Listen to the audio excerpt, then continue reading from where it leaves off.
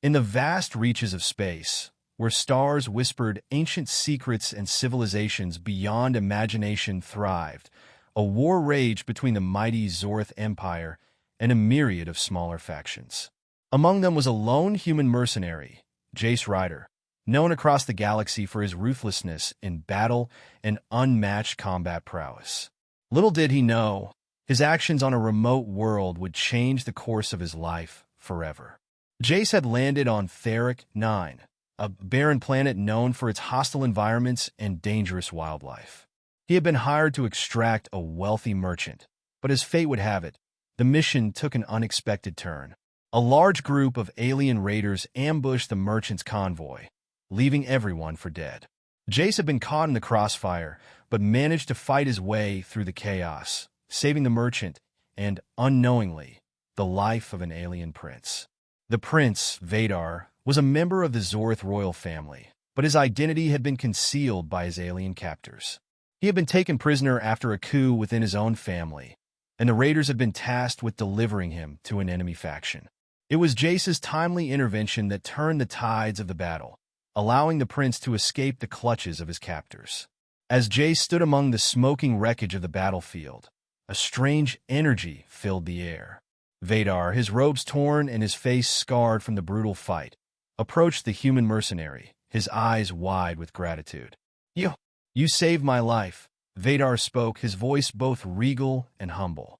"You have my eternal thanks, mercenary. Name your price, and it shall be yours."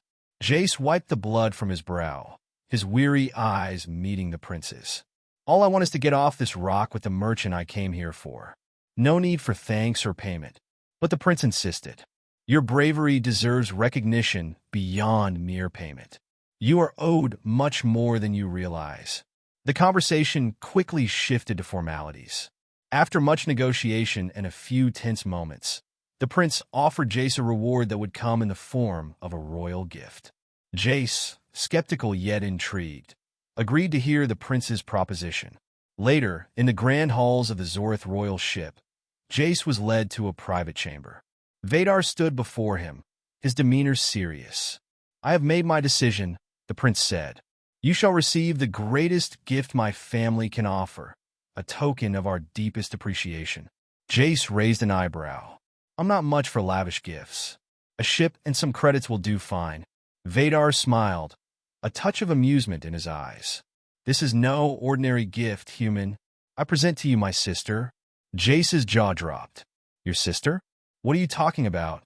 From the shadows, a figure emerged, a woman with a regal bearing but a disfigured face, her features scarred by burns and twisted in a way that made her seem almost alien, even among the already exotic Zorth species. Her name was Lyri, and she had been cast out of the royal court due to her perceived lack of beauty. She had never been fit to marry, nor was she considered worthy of the respect that her brother, Vadar, commanded. Vadar continued, "She is the last of my family. I offer her to you as a companion.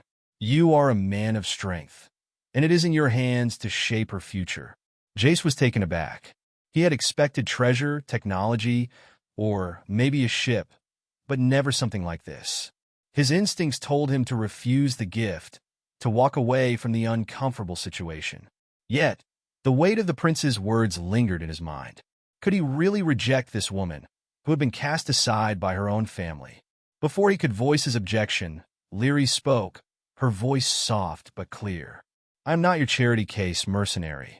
I do not wish to be a gift. I have my own reasons for leaving my brother's palace. If you are willing, I will go with you." Jace hesitated. The last thing he wanted was to get entangled in alien politics, but something in her eyes, something vulnerable yet defiant, compelled him to listen. He turned to Vadar. "I'll take her," Jace said, his tone stern. "But no promises. I'm not here to pamper anyone." Vadar nodded, his expression grave. "I will not force you. But know this. My sister is a powerful being, despite her appearance. She has the blood of our ancestors flowing through her veins. Do not underestimate her." With those final words, Jace and Lyri boarded his ship, leaving the royal palace behind. The journey across the stars was long and silent. Jace kept his distance, treating Lyri with the indifference he showed to most of the people he encountered. Yet, over time, something shifted between them. As they traveled from one world to another, battling enemies and facing dangers together, Jace began to see Lyri for who she truly was: intelligent, strong-willed, and capable. Her scars did not define her. They were merely a reflection of the harsh life she had endured. In the weeks that followed, Lyri opened up to Jace about her past, her struggles with her family, and the weight of being dismissed by her own people. She was not just the ugly sister of the Zorth prince.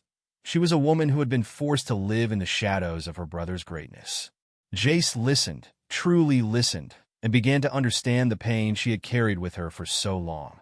Slowly, the walls between them began to crumble.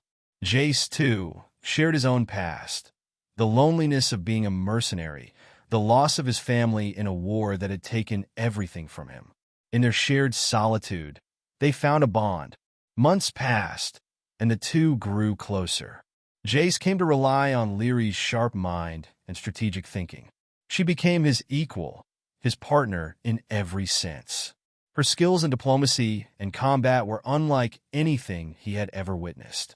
As they fought side by side, Jace saw her not as a gift from a prince, but as a force to be reckoned with. One fateful day, as they neared a key battle in the war against a hostile alien faction, they were cornered. Outnumbered and outgunned, Jace found himself facing an impossible situation. But Lyri, with her Zorth heritage and innate understanding of strategy, formulated a plan that would allow them to strike back and win. Together, they outsmarted their enemies and claimed victory. In the aftermath of the battle, Jace stood by her side, gazing at the field of victory. The mercenary who had once been a loner now had someone he could trust, someone who had proven herself more than just a companion. "I never expected this," Jace admitted, his voice gruff. "You've taught me more than I could have ever imagined." Lyri smiled, a rare expression of warmth crossing her scarred face. "And you, Jace, have taught me what it means to truly be seen." As the war came to a close and the remnants of the enemy faction were scattered to the stars, Jace and Lyri made their own future. No longer just a mercenary and his gift, they were partners equal in every way. Vadar, upon hearing of their victories, sent word that he would no longer consider Lyri a burden. He had seen the strength she had gained and the bond she had formed with Jace. He welcomed her back, but Lyri had no desire to return to the palace. She had found something far more valuable in the companionship of the human who had once been her reluctant savior. And so, the story of the alien prince, his ugly sister, and the human mercenary was written into the annals of galactic history. A tale of redemption, strength, and the unexpected gifts life has to offer.